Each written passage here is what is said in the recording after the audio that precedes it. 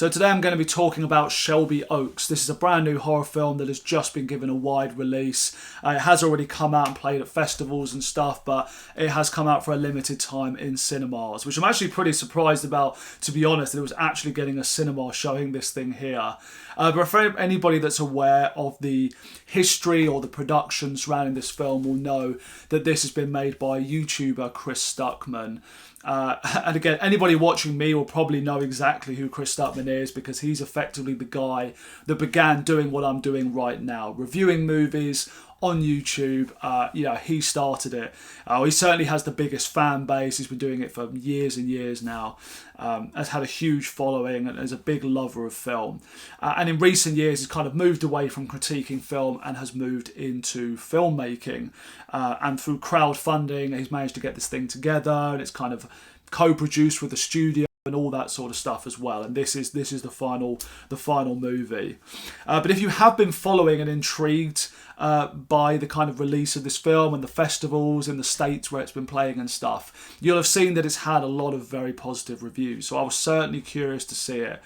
But like me, you are going to be very perplexed when you come out of this film and realise that unfortunately it's not very good at all. And the discourse around this movie online I will get into in a bit, but just to talk about the movie first. And this is something I was genuinely curious to see as well. I was rooting for this movie because I really like Chris. I've watched his reviews for quite a long while now. He's a good reviewer, and I think that's actually what makes this film particularly disappointing is Chris has a very good eye for film. He knows what works, why certain things work.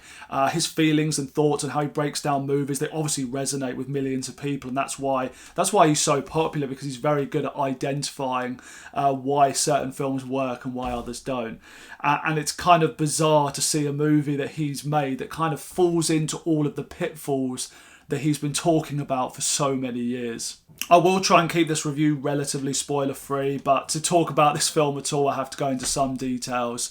If you've seen the trailer for this and been following it, you'll have an idea of where the movie's going anyway, but I won't spoil any of the major plot points or twists or anything. But to get into the plot of this film, it's basically about this group of young people who run a YouTube channel, and it is on... basically, they're paranormal investigators, like ghost hunters. They go to haunted houses and buildings and kind of document this stuff to a big audience and for entertainment. And something happened or went wrong at one of these houses, and all of them went missing overnight. And all they retrieved the tapes and tried to piece together what possibly could have happened that night. And we're basically following the story 12 years on with the older sister of one of these characters, Mia, and she has reason to believe that her sister is still alive, or she just feels intuitively like her sister is still alive out there somewhere. They never found her body. They found all of the others, but not hers. So she kind of... And a certain event happens early on that gives her a clue as to potentially leading her on to find out that she may well still be alive, basically. So that's your plot of the film. And the premise is the one thing that I did quite like about this, because I find missing person stories and cases rather fascinating and disturbing, to be honest. If you read about a lot of them in the past, they are quite freaky and intriguing just because of the mystery angle of them. Something about it I find very captivating. So the premise of this film genuinely did get me curious, and this is the best aspect of it. Like everything... I don't know how to say this. Everything leading up to the opening credits, it's got a bit of a big opening scene. All of the found footage stuff, the lead up, the setup, why we're following the story. That stuff I did actually find quite interesting. There's a bit of drama there. There's a nice bit of mystery. Where's this possibly going to go? What's happened to the sister? Blah, blah, blah. That stuff is all really interesting, and I do like that. Everything, as I say, everything up to that moment where the credits hit, I'm invested. As the film goes on after that, that's basically where things take a bit of a downward turn. Actually, one more good thing I will say is the actress that plays Riley, the girl that's gone missing, I think she was very good as well. For the few scenes she has in this movie, I think she gives a pretty powerful and effective performance. But other than that, this is a movie that did not work for me. And when it starts to get into any of the explanation about why these events have happened and have gone down, it starts to touch into occult stuff and the spiritual and all this sort of stuff. And if you're familiar with my channel at all, you'll know that that stuff doesn't really work that well for me unless it's being done by a top tier director who really knows what he's doing and can make it work. You know, this thing is trying to be Hereditary. I could feel that throughout. And Chris, unfortunately, does not have the talent of someone like Ari Aster or James Wan, you know, with The Conjuring, stuff like that. So when you've got a bit of an amateur filmmaker making, you know, an occult film, it doesn't hit. It's not scary, it's not interesting, and I end up just becoming a bit bored and uninterested by the whole thing. It's one of the biggest problems about the film, unfortunately, that it is quite boring. I don't know why, but as the investigation is going on, as the sister's going through and finding out all the different details about this case, there's no point where I feel like, boom, I'm gripped now. Like, what is this? Where is this taking us? Like, new details that come to light, I just found myself sort of drifting away and thinking about other things because it's really just not that captivating. It's difficult to put my finger on why, but it's the direction that the story goes in, the kind of details that give you clues as to what's been going on. It's just like, oh, okay, like that's a kind of unsatisfying explanation for all of this. I thought it was going to be genuinely disturbing and scary, and when it gets all sort of supernaturally and stuff, it's really not. So that's the biggest problems with the film. Another thing is this main character that we're following, Mia. I don't think the actress necessarily does a bad job, but she's not an interesting character to follow. Like, you don't really get a feel for who she is as a person. Like, and finally, we're talking about YouTubers making films. Let's talk about the movie Talk to Me. Like, that film is one of my favourites of the last few years. Amazing horror film. And the performance by the lead actress and the way that character is written is just amazing. Like, you're instantly gripped. You know who this woman is. You know what she's about. She's got personality. She's distinct. Like, I haven't seen the movie for a couple of years now, and I remember everything about her. Whereas I only saw this movie like 2 or 3 nights ago, and already it's starting to fade from my mind. Like, what? She was searching for a sister, but what was there about this character? She just has no personality, which again, it creates that problem where it's difficult to invest yourself in emotionally in what's going on. So yeah, a number of issues with this film that kind of plague it throughout, so it's very difficult to stay interested in it. And it leads up to the final sequence, particularly the last scene, which again I won't spoil here, but the final scene is where it really falls down. The whole ending, last 2 or 3 minutes or so, I have no idea how that was greenlit as a conclusion for this story. And as I say, it's so frustrating because Chris has talked about this stuff a million different times in film before.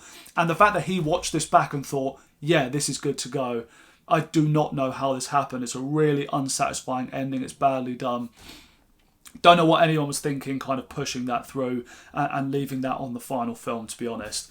A couple of other weird things as well, like the CGI and effects work for this movie are not good. And you know, when you have a low budget movie, you have to be creative with what you show. I think faster editing, keeping things in the shadow, you know, hide your limitations. That's the way to go.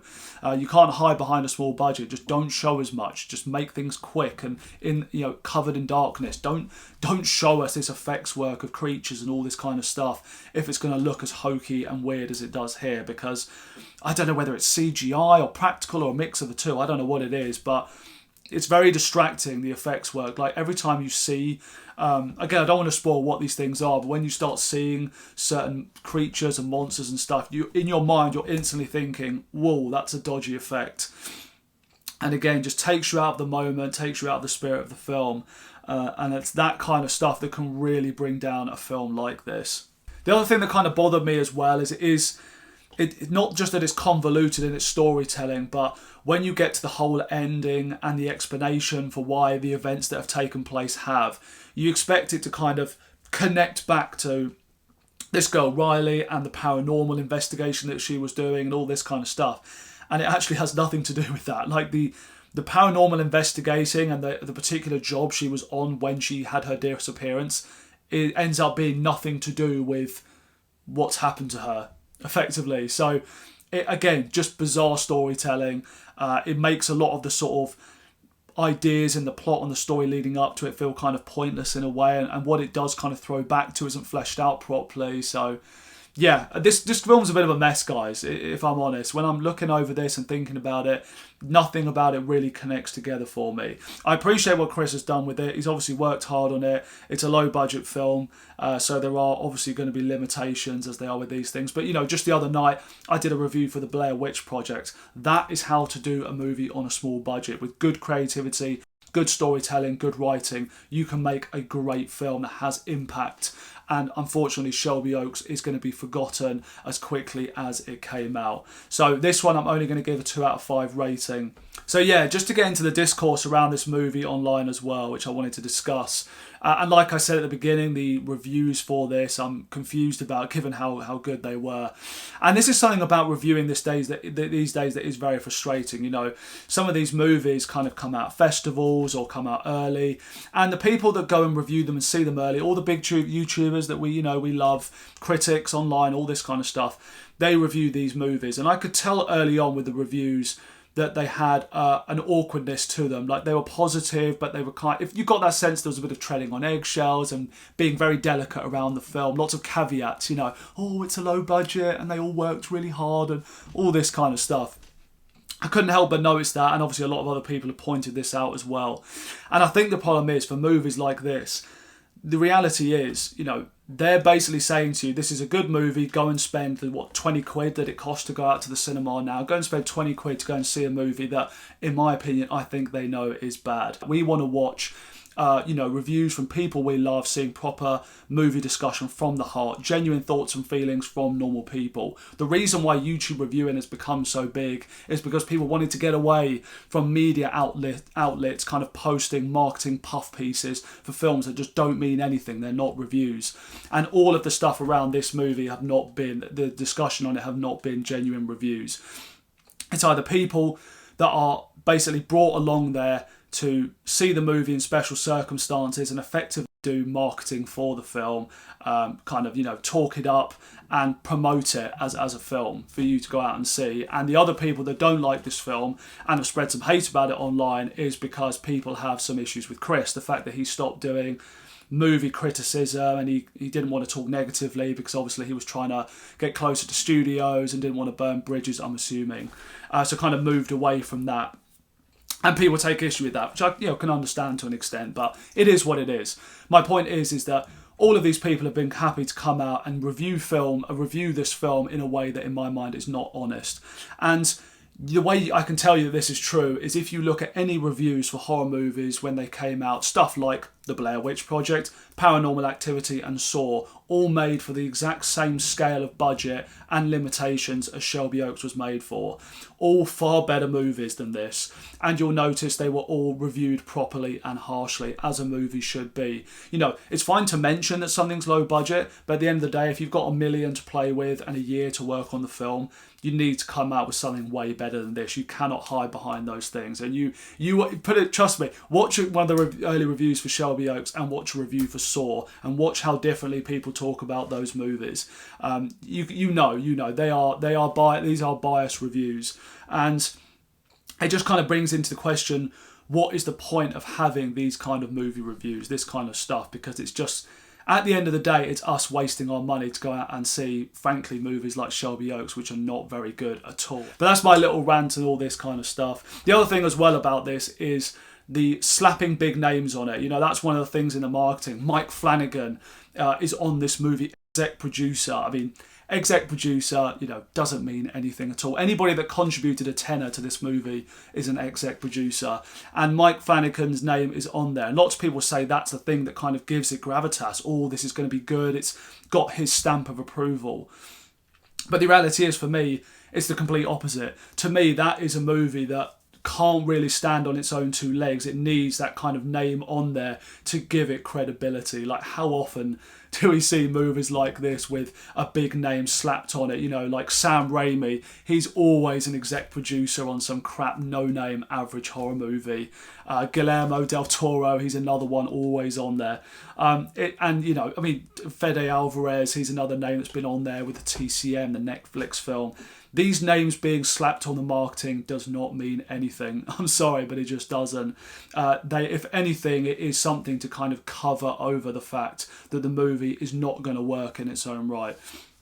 So that's my little tangent and rant on this kind of movie in the discourse. And, you know, it feels a bit sad to say this about a movie because, again, I love film. The fact that I like Chris as a guy, I like watching his movie reviews, and the fact he's made a film is great. And some people, it feels like mean to kind of talk negatively about it. But come on, guys, at the end of the day, these are very privileged people with a lot of money making crowd-funded movies. You know, they're not doing a 9 to 5. You know, we're allowed to criticise his film because he's going to be able to come back and make something again, and I'm sure it's going to be better than this first effort. So I don't think we need to sort of tread on eggshells or feel bad about criticising this film. It is what it is. That's what Chris has done for years. We can do the same for this movie. And unfortunately, the movie is not that good.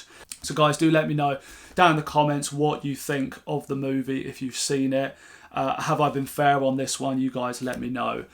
So yeah, that's about it from me. Thanks so much for watching as always. Do take care, and I'll see you soon.